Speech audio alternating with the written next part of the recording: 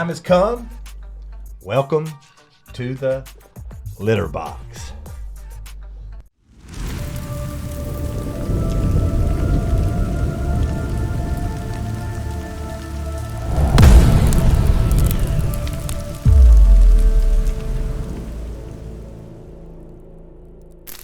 Welcome to the litter box. Episode 2 is in the works. Got my boy, Mr. Keith Bass, a.k.a. Huggy Bear. What's going on, Big Keith? What's going on, brother? Welcome to the show, man. What's happening? Oh, drinking some cold beer, hanging out. Let's get it, man. Hey, so diving right into this, you got some pretty big shoes to fill. Coming off of episode 1 with Mr. Johnny Como, I mean, what's your thoughts? Did you see the show? What'd you think? Yes, me and Johnny go way back. Mm-hmm. He's older than me, but looks about 20 years younger than me. Same. I don't understand. He says it's the vodka. But And your blood work's not as good as his, too, I'm sure. no, mine's actually Maybe a little cholesterol or pretty something good. in there. Resting heart rate's lower than his. So lower than his? What about Lance Armstrong's? He has one testicle. I have both mine, so it really doesn't matter. It happens. My resting heart rate's 37.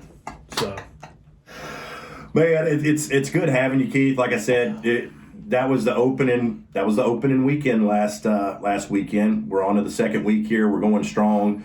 I'm hitting you guys with a good doubleheader. Johnny Como, Keith Bass, two interesting characters and really good guys. The first thing that I want to talk about right out the gate is this guy's beard. Folks, do y'all see this thing? This is legendary.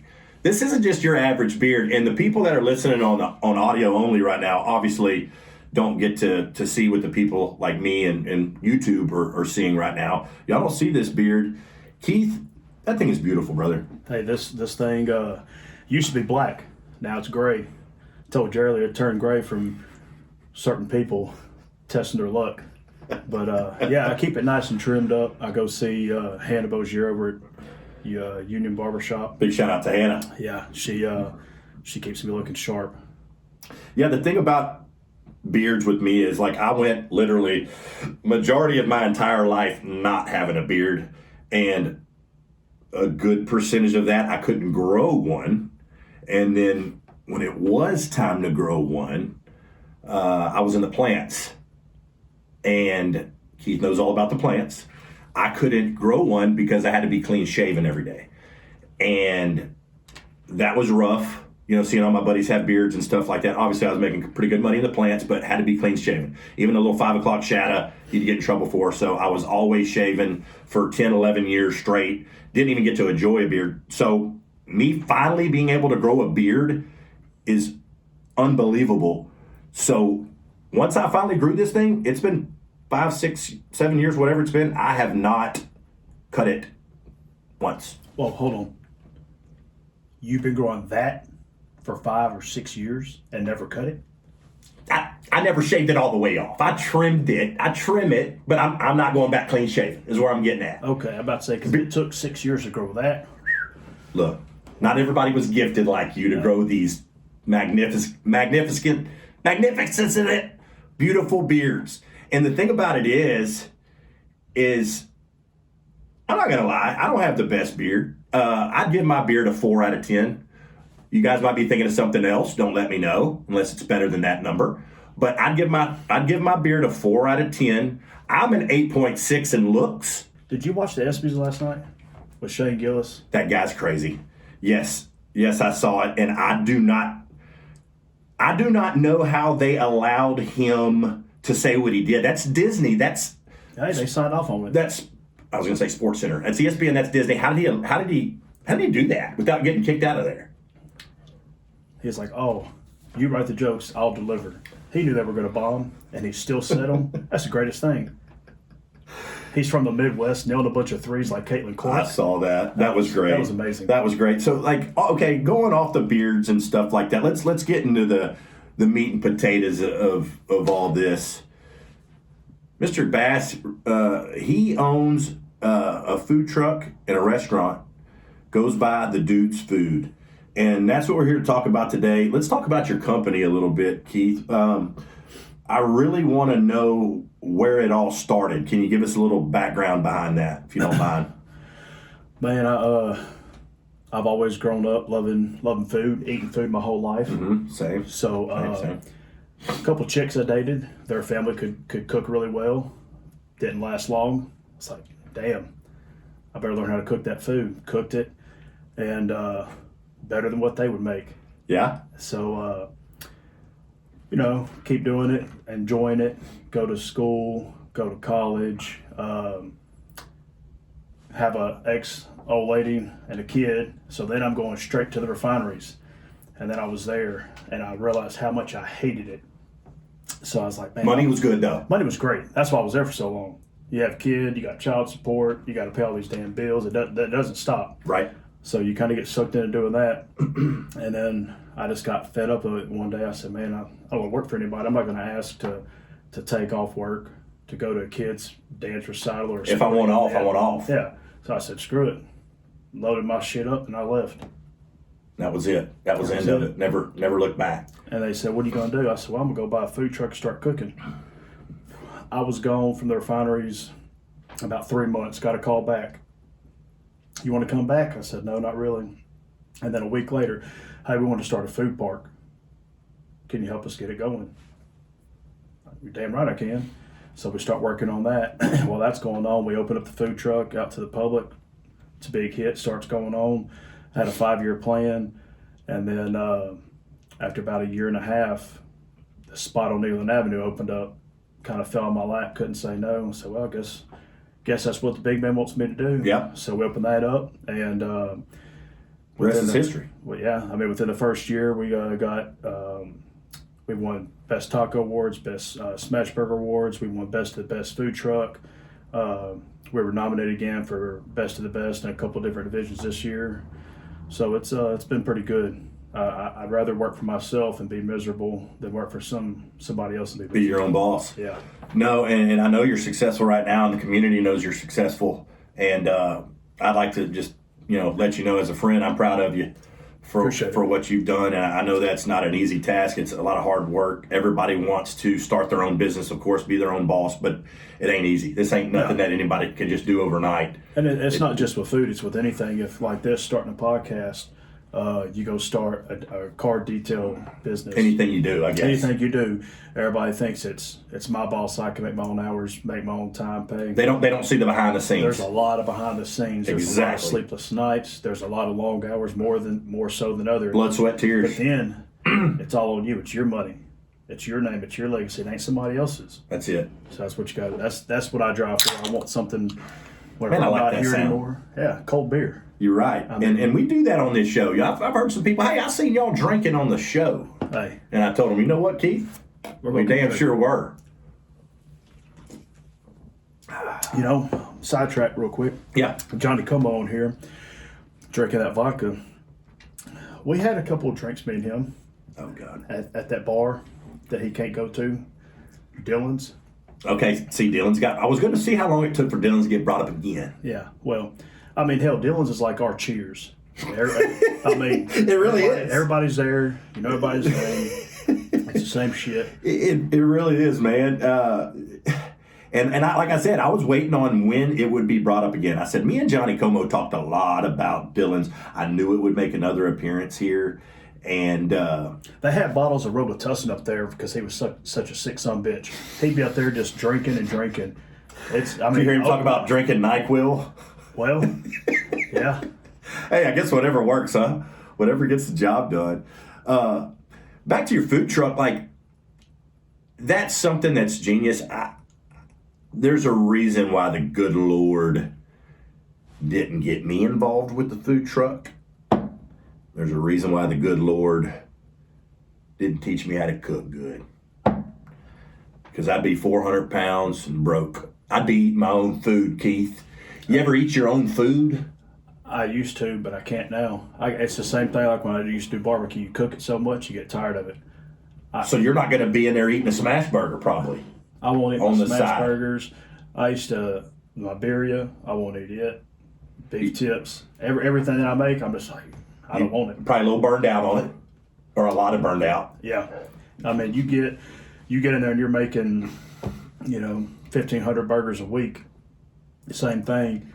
Can't do it. Same with tacos. Your smash burger, I've had your smash burger twice. Now, Keith can probably roast me right now and say, Bubba, you know how long I've been open? And how many have you had? So I'm going to let it, I'm open to it. I mean, he's probably going to roast me right here, actually. You tell me, hey, man, Bubba, I'm coming to see you. Man, I love these burgers. I'm coming. Here it is, boys. We're getting flamed. But then I see you out there. Here it is. Cupping and stroking certain places. And I love them guys, but how you going to say you had the best when you ain't had mine? So then, Riverfest, I know you remember this. I deserve all this. Riverfest, this man here, Keith. He's looking at the camera. He's talking to y'all. Sorry I haven't been over here. I said, shh. I had a couple beers that night, I think. Yeah, you did. So old Dad goes and makes you a burger. And he opens it up and he looks like a kid on Christmas getting his first BB gun. He says, hey, that noise sounds familiar. Anyway, he's like, man, this looks amazing. I've never seen a man take a hamburger that's about this big. Pretty sure you had a couple patties on there, Keith. There was 3 patties and 4 pieces of cheese and bacon and onions and pickles and fried onions loaded down. and barbecue sauce. And you ate that damn thing in 3 bites. And don't tell me I'm lying, but no, I did. Travis. I did. And Travis Talent, who watches this show, can attest. I ate this burger in 3 bites. I don't know how I did it. I was going to say I probably hadn't eaten all day. I probably did. But I devoured this burger. Probably best smash burger I've ever had. It was unbelievable. And that's Guinness Book of World Records. Honestly, burger in 30 seconds. That's incredible burger. And like I said, I might have drank a couple before then, had a little pregame. Riverfest, I was having a good time, and we devoured that burger. Unbelievable burger, by the way, 10 out of 10. Staying on topic with the food trucks, let's get a little hairy here. This show has no boundaries. We'll get a little hairy. I had my popcorn out a couple years ago. There was a little bit of food truck wars going on. And I'll even say it, love the guy to death. I seen you and Just throwing some haymakers there for a little bit. I had y'all both on Facebook, and I said, man, these guys are going at it. And I don't know what happened. I know this story ends well, everybody. They're good buds now, they're friends. But there was swings there for a little bit. Yeah, I met Just probably 10 years ago when we were in the Jeep Club. Met him through some mutual friends. We never had any words or anything. His partner, Nathan Walters, I've known that guy about 25 years. Yeah. And, great guys. Anybody that knows me, when I was in the restaurant business for other local companies around here, that was I wanted to cook, wanted to open up my own restaurant. Yeah. I'd be out the refineries. I'd make breakfast burritos, bring out there. I'd make plate lunches, bring out there. That's how I first got it real popular with this. Bringing up cups of corn, the elotes out there, beef jerky. I mean, everything. Well, he opened up his food truck, and he was doing brisket like Old West. He was doing that before he got Smash Wagon, doing Old West, and it was great. He did his tacos. Mm-hmm. Yeah, then, the birria and all that. Yeah. Sylvia's and Groves, they were doing birria tacos, and not a knock on Sylvia's, they just weren't something I liked. So I was like, man, again, if it's something I like, I'm gonna make it. So I started doing that, and I talked to Just, went and met him at a bar in Beaumont. I said, hey man, I'm gonna open up a food truck. We talked, just kind of let him know, and he kind of felt like I set him up, like I slighted him a little bit. I was gonna steal his menu. I said, man, look, we're all making tacos. You're doing brisket. I'm doing more of a actual Mexican birria style. Yeah. And then people in Southeast Texas, it's like a big pot, and they will take that spoon. And they're in there, and I've never stirred the pot, so I don't know a lot about that, but I know people probably do it. And they'd say, hey, Keith said this about you, just this it was said about you, and we finally went and met up again and talked. Said, hey man, let's just squash all this. We got to squash the beef. We ain't got time. It's like we're both in this to make money, to support our family, to follow our passion, and it was kind of. It got hairy there for a little bit. Things were said and everything, but I think once we sat down and said, forget about everybody else. Me and you need to talk man to man, face to face. And once that was done, everything was good. He's got his second establishment as well with Smashwagon. They're doing well out there in Beaumont. He does a lot of stuff for the community out there as well. I usually don't go to Beaumont too much unless it's for bigger events. I try to stay Big County, Port Arthur, Neyland, Port Neches. And here's the thing, and obviously y'all figured it out, but y'all could both be successful. Yeah. It's like, look, we're not trying to have a, little measuring contest. We're, you be successful, I'll be successful. We can both go to the same events and both, Well, when you first start and y'all both have good food. Yeah. Well, when you first start out, it's kind of like, hey, I want to be the best. And if you're the best, that means I'm not. So I got to keep trying to get there. And then when I become the best, I got to keep staying the best because I don't need you catching me again. So we had an event out at Beaumont at the event center. Yep. Right there off MLK. And it was, they always do some stuff during the summer. And it was the first Tuesday, and they had me and him booked. So I was selling my tacos, he was selling his tacos, I was doing nachos, he was doing nachos, quesadillas. It's going to be basically almost the same meal. Well, that's where it gets hairy. You're selling the same stuff. Well, it's... Right? Yes and no. If I go to Jack in the Box to get tacos, and I go to Taco Bell, and I go to Carmela's, are those all the same tacos? No, not at all. Now, Okay. Anybody that's just like, whatever, it's a taco, but he's selling brisket, and I was selling birria. He was doing a certain type of steak, I was doing steak just like that. So we got to this event, and we had a line from our trailer all the way under the awning at the event center, both of us. Sold out within an hour. Y'all both had those lines. Yes. Yeah. And then after the event, me and him talks like, man, look, we both sold almost the exact same food. Mm-hmm. We have our followers, you have your followers, and then some would come to both trailers. But once we had that event, I think it kind of squashed everything that we can both be at the same place, sell the same food or different food. It didn't matter. He wished me nothing but best, and I wished him nothing but best, and we've done stuff since then. We did a couple of back-to-school events with giving away backpacks, school supplies. Yeah. I mean, just anything for the community, really. So at the end of the day, there's a little bit of beef, but happy ending. You guys have squashed it. Y'all are both real successful. Everybody knows y'all in the community, and y'all have managed to work out the kinks. Yeah. So that's great. Moving on to how me and you met. I was thinking about the other day, and I couldn't really define an exact moment, and I didn't want to lie to the world. And you probably don't know the exact moment, but there is one moment that I do know that was early in our lives. When I say early, I'm saying 2000. I'll probably shoot with 2009. That seems fair. Yeah. Might have been I think. Maybe 2007. Because... You think? Yeah, I'm thinking 2007 because I know what happened in 2009. So I'm saying 2007. Okay, he's shooting me down a couple years, and he's probably right. And that was, well, I wasn't old enough to drink. I'm gonna go with 2000. Maybe I just told on myself. But anyways, you think I drank before I was underage? Never. I've never known you do one bad thing in your entire life. So that being said, we met at the Devil's Playground. The Devil's Playground's coming up again for the 100th time. And me and Keith, I was going to say as embarrassing as it sounds, no, we'll hold ourselves accountable. I believe we met over a freaking rap battle. And Andrew Kinney was involved. Andrew Kinney watches this. Andrew Kinney. He watches this. Yeah. Well, Andrew Kinney somehow is the guy that made us meet as mutuals.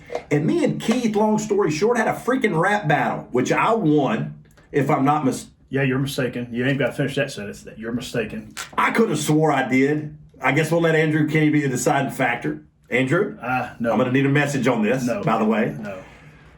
Andrew's gotten older. He's probably forgotten a lot. Not wiser. He just got older. He's probably gotten wiser. He married up. He did. Got a beautiful wife. He sure does. Kids. Beautiful kids, yeah. Unfortunately, he's still a Green Bay fan, but good guy, love him to death. But so we met at Dillon's. We had a rap battle. Me and Keith were talking trash, doing this and stuff and that and the other. And next thing you know, I don't know what happened. I remember this vividly, Keith. I don't know if we got on stage, but we were really close and started doing this in front of the audience. Yeah. Yeah, we got on. This is before Dylan's charged $10 to get into the facility. Yeah. So there's a lot of people there, and they were watching me and Keith on the stage doing freestyles. I'll admit I was probably a little better back then. I don't even think I could remember a line to rhyme at all right now, but I was doing decent back then. I still think I beat Keith. He thinks he beat me, whatever. Anyway, that's how we met. Keith, you got anything to add to that? He probably is going to say, I know I won because of X, Y, Z. I gotta let you feel like you've done something. I mean, I wish we could go back and somebody's got to have that recorded. That would be. I hope not. That would. I hope not. We probably weren't saying the best of things in our battle. And it probably didn't make a whole lot of sense. Two white boys up there. You're right. Rapping. And if I lost. No, there was no if. And meanwhile, while all this was going on back then, Johnny Como was probably kicked out. Is that a good chance? I mean, we're going back to 07, 09. So I worked at Dillon's on and off. I was a bouncer, bar back. And see, whenever I went through I wasn't not that damn old. It wasn't Quigley's. It was Handlebar South. It was Dillon's. Do you remember Quigley's? Yeah. Okay. But I was probably a little younger. But man, we went through a lot of bartenders, and some of my favorite ones were Matt and Gary and Reagan, Scully, Becca. It was good times, and those guys they didn't let you get away with a lot. They let you be yourself. They didn't really weren't too strict on you. Weren't too strict on Como. Yeah. I mean, they weren't going to let you down 3 bottles of vodka, maybe 2.5. But this was before the Kurt era. Yeah. Kurt don't play. Me and Kurt were good at first, and then I don't know. There's that light switch. Well, and that's what I was going to say. Somebody said Kurt didn't go to recess as a kid. He didn't play. No. He was in there helping the teacher. You know, hey, this is how we're going to punish these kids. Exactly. It's like Como said. Como, you gonna love me or you gonna hate him? Fuck them. That's what it is. That's it. No in between. Me, it's you like me, you love me. I'm not gonna lose sleep. So that's it. We're having good times at Dillon's, and me and Johnny Como probably had quite a few shots. You know, I heard some lies he was saying though. I'm not saying the man's a liar, but I heard some lies. He said that he was a great washer player. Was that one? Webber, no, Chris Webber's a damn good washer player. Chris Webber taught him a lot. But ask him whenever me and him had to go out there on some one-on-ones. Well, there were some stories where I beat him, and me and Mr. Molina beat him, Brendan, and I didn't bring that up. That was at his house in his driveway. Yeah, you don't bring up you can't bring it. I had to wait a week to say. That'd be like me coming to the litter box here and just destroying you. Which you still might do. Yeah. We still got some time. But no, moving on. Speaking of bars, there's another place that I remember seeing you out and about, and that was Applebee's. You know a thing or two about Applebee's? Yes, that was so. We didn't go for the food because the food was trash. We went because they had karaoke. They had karaoke. And they sure did. My best friend, God rest his soul, Daniel Pagan, we'd go to his house and we'd pregame. And You're pregaming for the karaoke? Well, we're pregaming to pregame before we go pregame to go to Applebee's. Okay. So this is like a day drinking before day drinking because people had jobs then. Yeah. So we're over there. Andrew Kinney, he'd show up. Andrew's making a lot of appearances tonight. Yes, and we'd go to Applebee's. And we had our little spot over there in the corner. Yeah. Good little friend was bartending, so the drinks were coming right when they needed to be coming. And we'd have everything from rap battles.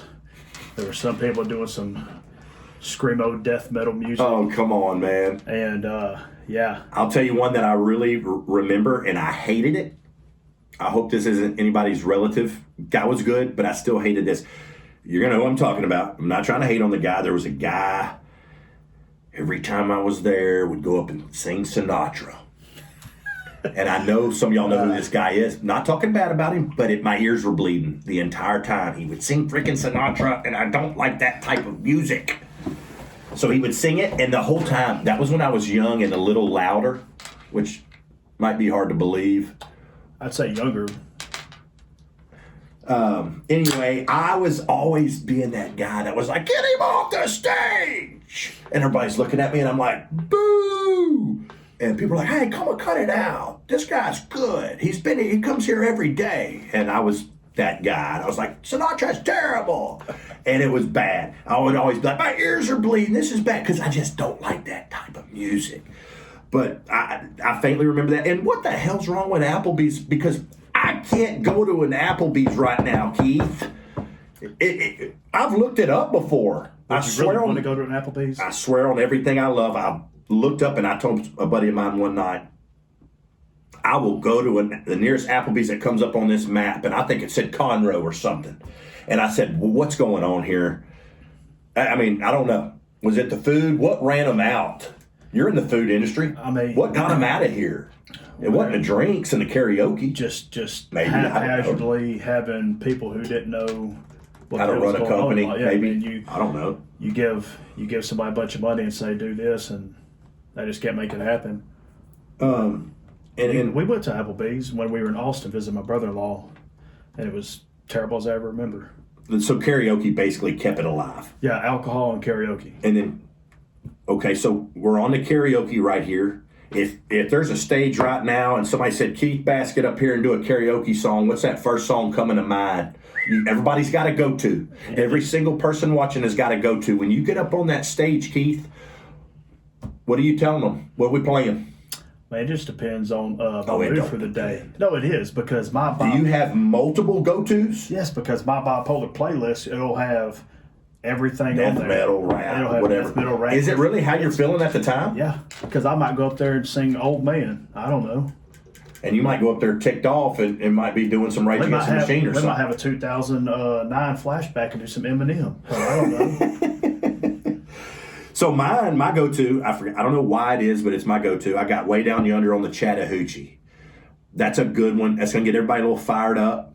And then I have the Watermelon Crawl, Tracy Bird. I like to pull that out every now and then, a little random, but it's songs that I can actually sing. And then when I'm feeling a little fired up, I'll do a little Roll Out, a little Ludacris. Okay. And move, bitch. Yeah, move out the way. Well, I'll tell you that. And I'll get the crowd a little fired up on that. That's my go-to. After that, I'm in a bind. From Good Times to Applebee's. Yeah. To Dylan's. Me and Cody Paramore. Mm-hmm. Regulators. Oh, yeah. Loud up. That was our stuff right there. We get up there. Everywhere we went, didn't matter what it was. We go to the bowling alley, Star Bowling. Anywhere that had a microphone and a PA system. Y'all are singing. That's what we're doing. You know what I want to do tonight with you? Hey, we will. I want to karaoke. We will.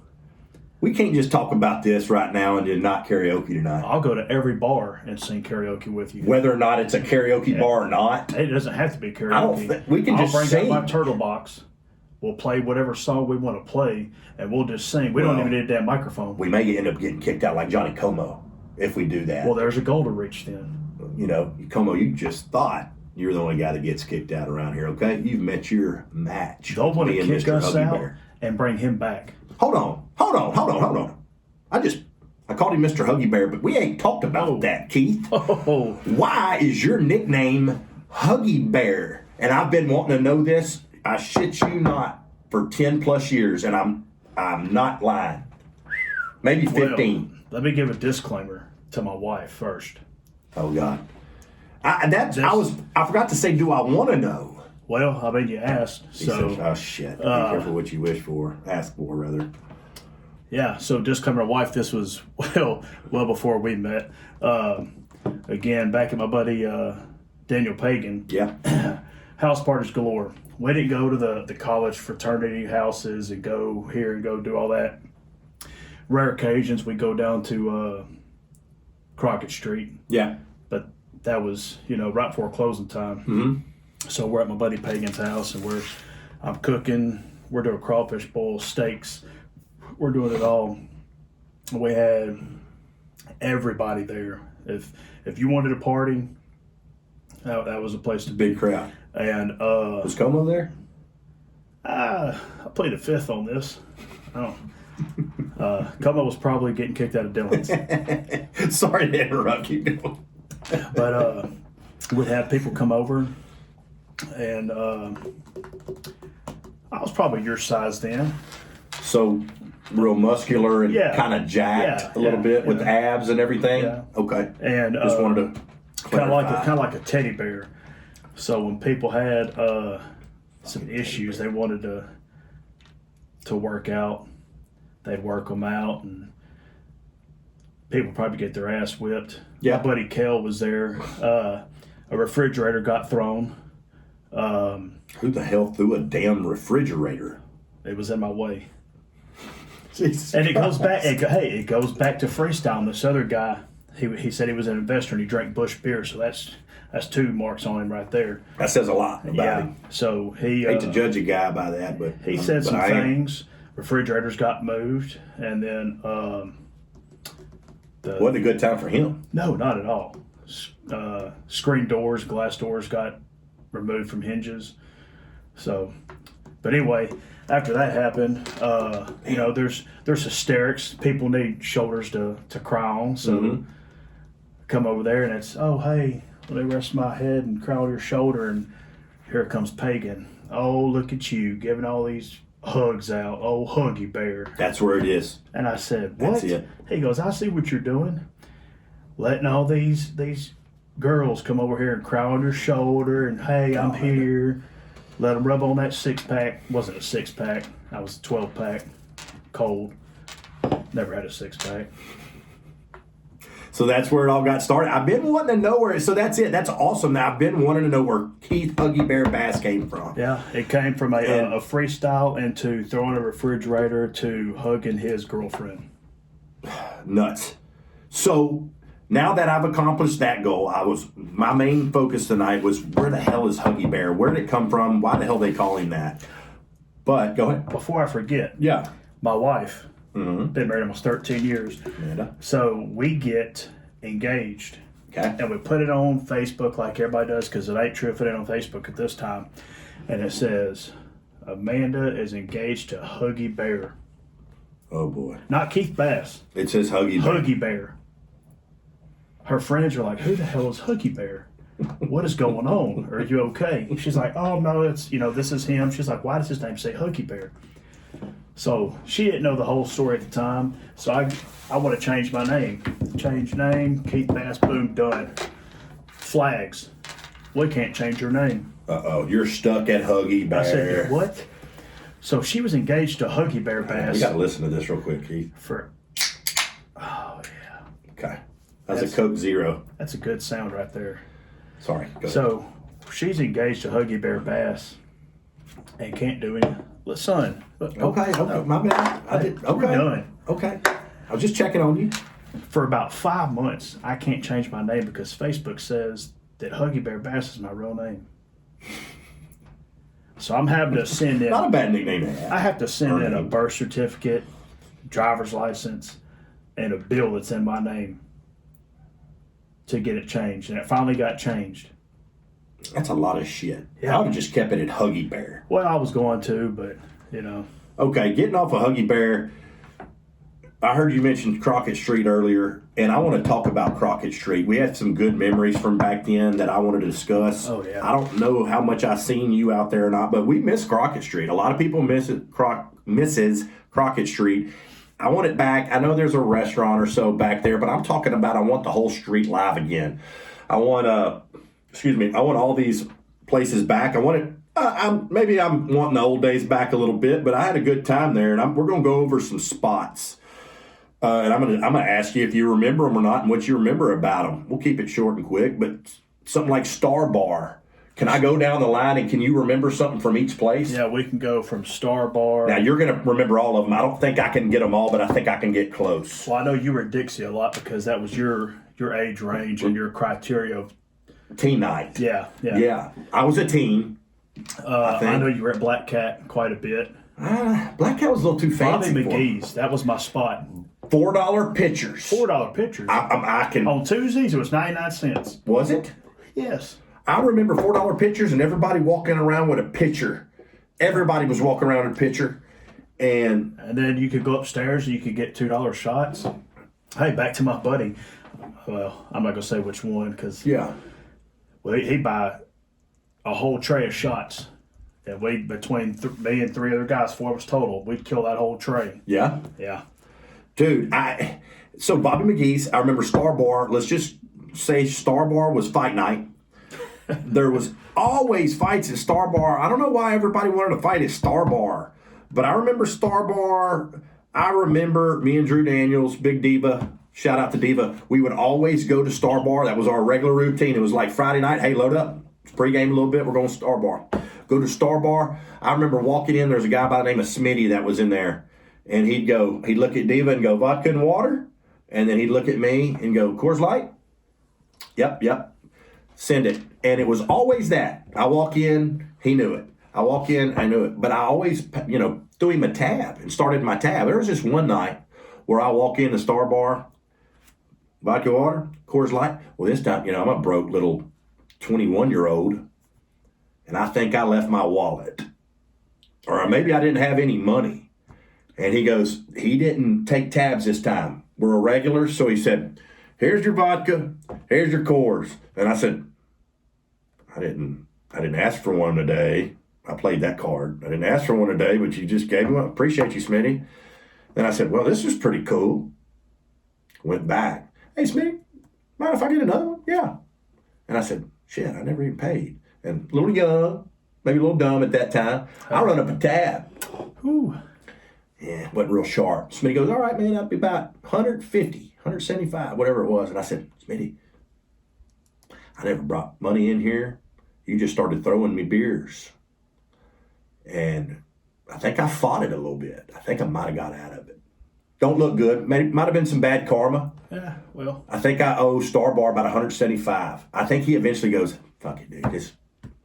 You got it. Bring your freaking card in here next time, you idiot. Star Bar was a place to go. We'd start off at Bobby McGee's and pregame a little bit. So I owe Star Bar 175. And then you kind of go upstairs through the back. Yeah. And then top doors would be unlocked, and then you just sneak right on into Dixie. Dixie Dance Hall. You go over there. My first time at Dixie Dance Hall, Keith, I'm 18. And I go into Dixie Dance Hall. I'm cool. Got my X's on my hands. And I vividly remember these big black X's on my hands. Yeah, and your collar popped and your front shirt tucked in. I think in those days I might have popped a collar. I don't know if that surprises you. No, not at all. But I think I actually might have popped a little collar back then. I got some MySpace pictures to prove it. That's a whole nother story talking about MySpace. We'd be here all night. But I'm in there, and I remember going up to a guy and pulling a hey mister in the bar. Keith, I'm at Dixie, and I'm looking around, nervous as a long-tailed cat in a room full of rocking chairs. And I said, hey, bud, I've looked around, ghost is clear. Said, if you don't mind, just turned 18, I'm in here. If you don't mind getting me a Coors Light. I think I liked Coors Lights back then, too. He goes, yeah, I got you. I said, here's a couple more bucks. Appreciate you. He comes back, gives me that Coors Light. I go to the restroom. I give it hell wiping these X's off. I mean, hell, red. My hands are red. I'm rubbing them. I come back, and I do this, Keith.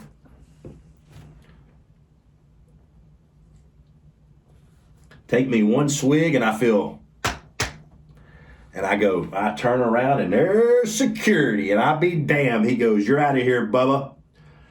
Where's them X's at? I seen you have them earlier, and you just took a swig of that cold beer. And I said, you're shitting me. I've only been in here for 10 minutes. I just got in here. I just turned 18, brother. You're out of here. I don't care. You snitched on yourself? I think I did. That was part of the problem. Yeah. You can't tell the security guy, hey, I just turned 18. I'm trying to drink cold beer. What? I was trying to. I don't know what I was trying to do. You're from Port Neches. I never said I was smart. I forget. Me and Como both agreed we weren't smart. Or the smartest. We were just good looking. Smarter than fifth You either get blessed with good looks or smarts. Me and Como, we got blessed with good looks. Como got blessed with good. What'd you say you got blessed with? I got blessed with good looks. I don't know about Como. He got blessed with drinking. With being a good drinker. Let's finish that story. I don't know about these good looks you're talking about.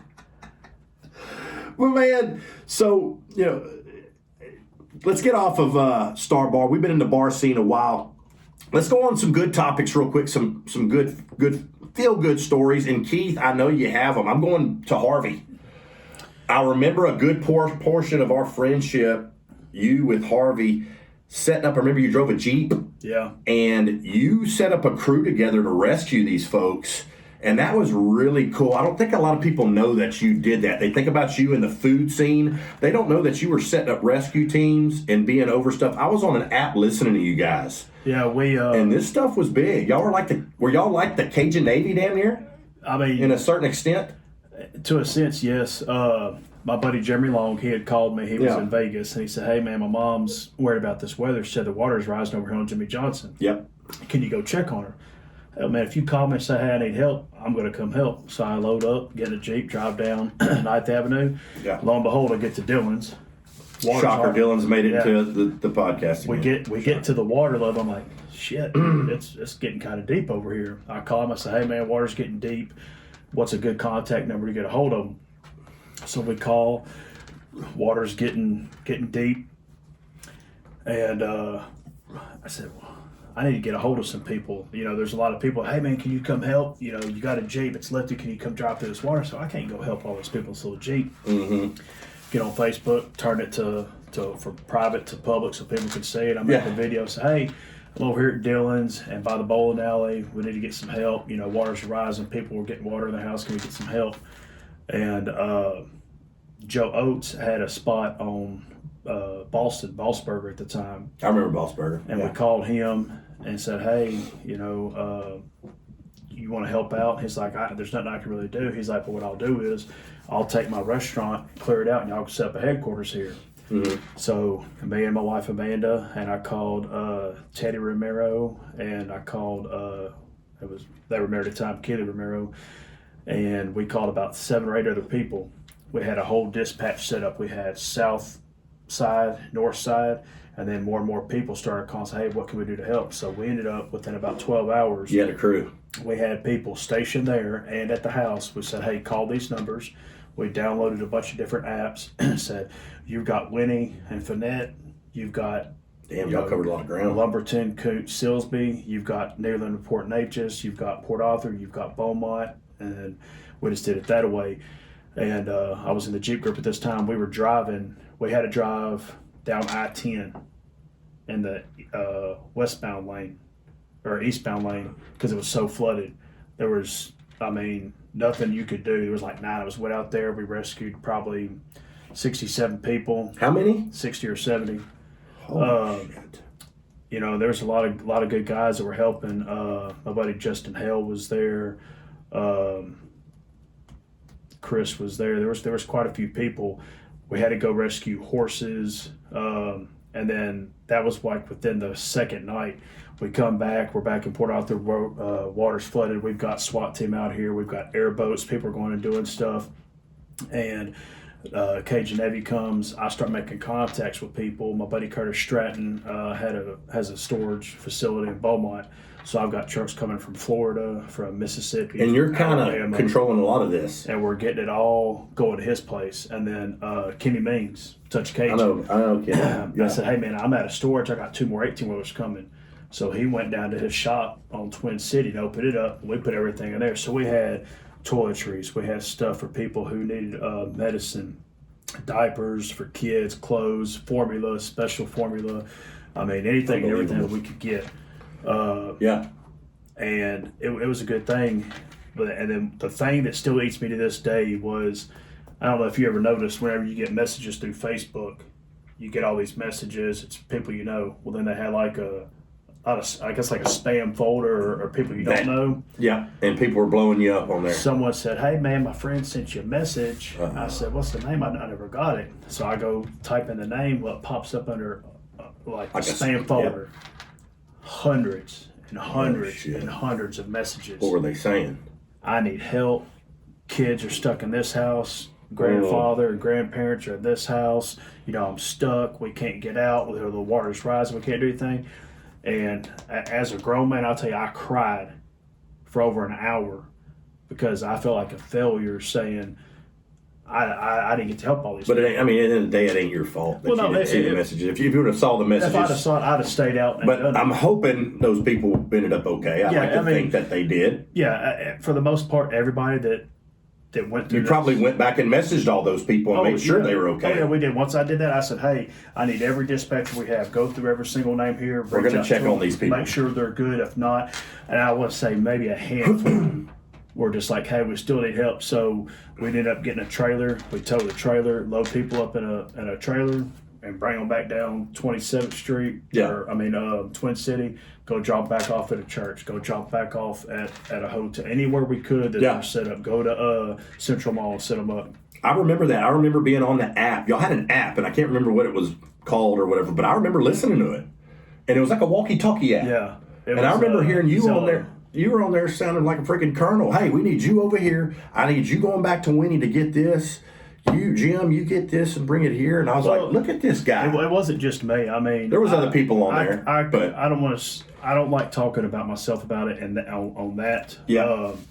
I'll say I kind of spearheaded it, but I had a lot. I like to surround myself around with a lot of good people that have good intentions. Right. And that's what made it successful. I had a lot of good people around me. We had the help, and we had the right equipment, and it just all worked out the way it needed to. It's crazy about that flood and that scene with Harvey, because that was the one year that I gambled on flood insurance, believe it or not.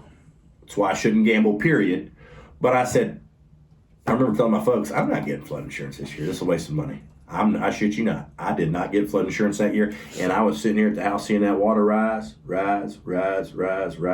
It stopped right before my door stopped. It was coming. It was getting ready to come in. And then what's weird about that is that was the 1,000-year flood or whatever, right? Yeah, that's what they say. So I started thinking after that, I said, well, hell, I made it through the 1,000-year flood. I don't think I need flood insurance.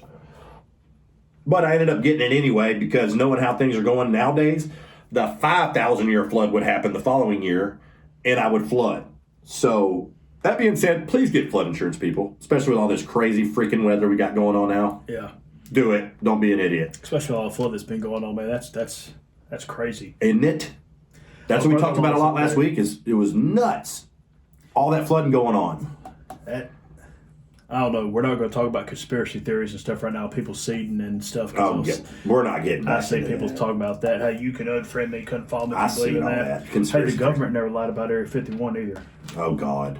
Well, I'm going to cross into something else that I wanted to talk about today. That it just happened to me. I just was coming back from Corpus Christi a couple days ago, and I found out this is something I really wanted to talk about, because obviously the world knew, but I didn't. I don't know what cave I've been hiding in.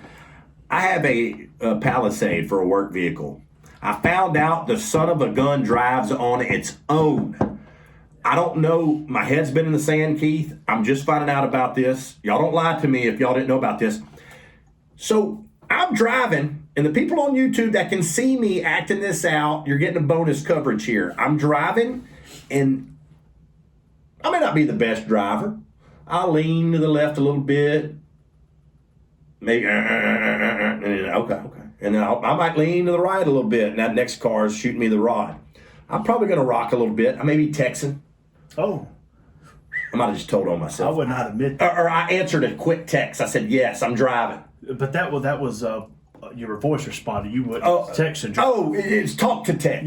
Yes. So I'm Bluetooth. Yes, there you go. Yeah, I would never text. No, that's while driving. Why would you break the law? No, that's breaking the law. I also got cruise control on. I'm not speeding. So that being said, I'm hugging that left lane a little bit, Keith, and I feel that wheel fight me and start turning right. And I said, I'll be damned. I don't know what this is. And then I was going to the left a little bit, and that wheel's turning. I feel it fighting me. And I said, what the hell's going on? So I started Googling and researching, and it said, Trent, you got lane assist on. Yeah. And I didn't have a brand new vehicle to know about this stuff. I said, what the hell is lane assist? I start looking it up.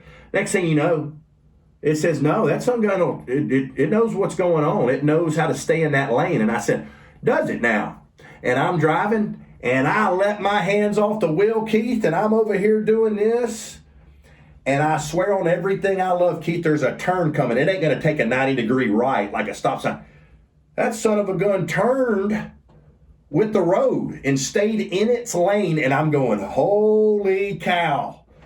I'm freaking out. Heart's beating. Because I know it can just, if I don't know what's going on, it's going to go into the ditch. I put all my faith in this damn Palisade, and it stayed in the lanes, and I told myself,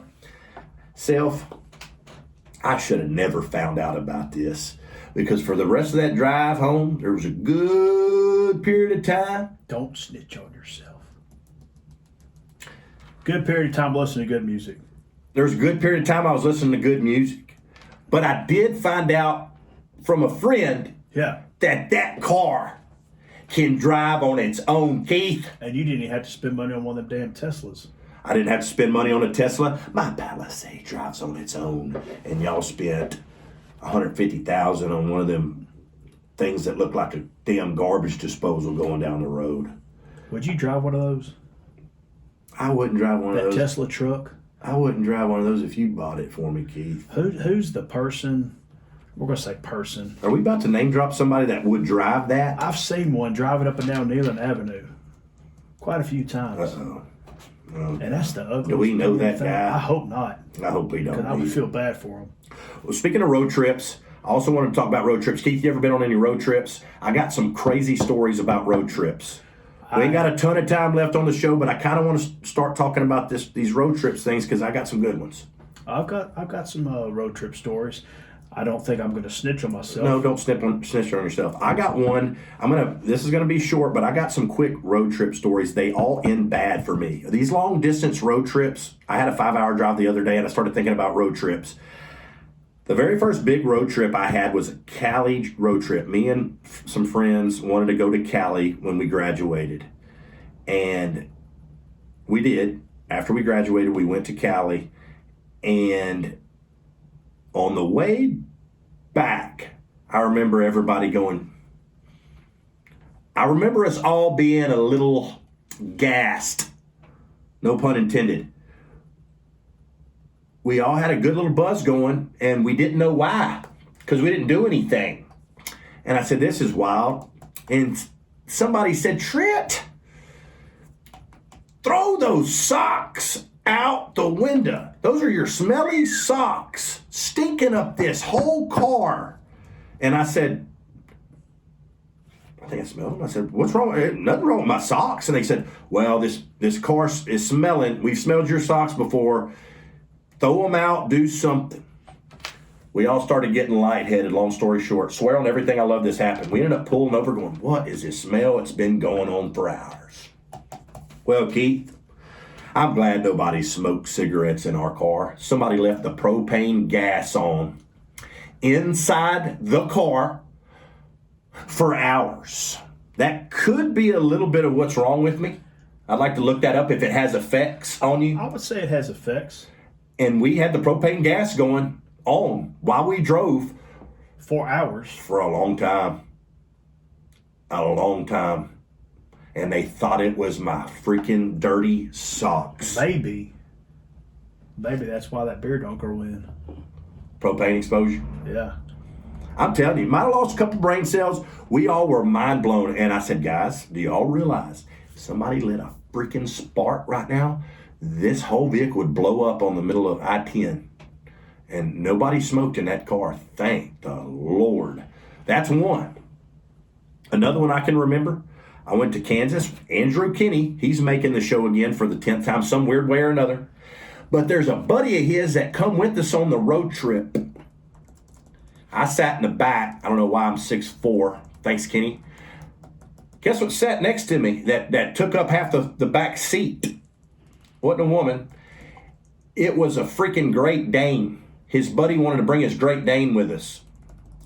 So I'm in a little car with a Great Dane taking up half the deal, and we're going to Kansas. And it was miserable the whole freaking time.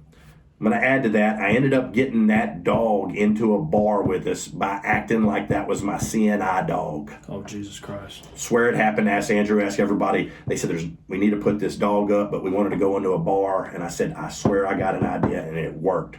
I said, that's my CNI dog, that Great Dane. And the lady at the door, might have been blonde, fell for it. And I was just, she didn't ask where my cane was. That's where she messed up. And they said, I said, tell him it's my CNI dog. And they said it, and she let us in with a Great Dane inside of a dive bar. But anyways, that's really gonna probably about wrap it up. Me and Keith have been talking for almost an hour now. And the thing about it is, me and Keith could go on for, did it feel like we've damn near went an hour, Keith? I mean, it feels like about 15 minutes. And you probably got a couple more stories where you could have talked for another hour. Yeah. Or two. Yeah. But I think you need a co-host. Well, you got to fight Johnny Como over that. That's easy. Uh, We'll be co-host, and then it'll be your show, and I'll co-host, and then Johnny can come in and just be our weekly guest. We can do that. The thing about Como, like I was telling everybody, that guy, it was like pulling teeth to get his butt on the show. But once he got on this show, he said, Trent, when we coming back? How's next week looking? I said, well, we got some people scheduled, but tell you what, he said, if somebody misses, holler at me. And I said, if somebody misses, I'll holler at you. Johnny is a great guy. That guy will do anything for you. He'll speak his mind. He likes to drink. Mm-hmm. Everybody likes to drink. But that man, he will do anything for anybody. He will. He's got a good heart on him. Yes, he does. Hard worker, great person. He sure is. Loves his mama. He does. And here's another thing that I want to talk about. Why I got this moment. Keith, where can people find the dude's food? Where's it at? Where are you located? Where can they find you? We've got our food truck. We do a lot of refinery work. On the weekends, we'll do stuff. Our restaurant's located at 2119 Neyland Avenue. It's right next door to Sonic. Yeah. I kind of went after the same mindset as Bobby's Home Style. I'm only open from 10:30 to 2. Just do lunches. And that's kind of a big thing with me. I have 5 kids, so I want to have that quality time with my kids. We have, a lot of sporting events and dance and just family time, going to church. So I didn't want to do dinners. We do dinners whenever school starts. We'll do it on Thursdays. We'll have a family night dinner. But we're at 2119 Neyland Avenue, right next door to Sonic. Y'all go check this guy out. Keith, it was a pleasure having you today. Glad you could have us. Man, I mean, back-to-back episodes with Johnny Como, Keith Bass. You guys stay tuned for episode 3 next week. But for now, this has been episode 2 with Mr. Keith, Huggy Bear Bass. Litterbox, baby. Coors Light, babe. Appreciate you guys staying with us. We'll see y'all next week. It's been a great show. Love you guys. We'll see y'all.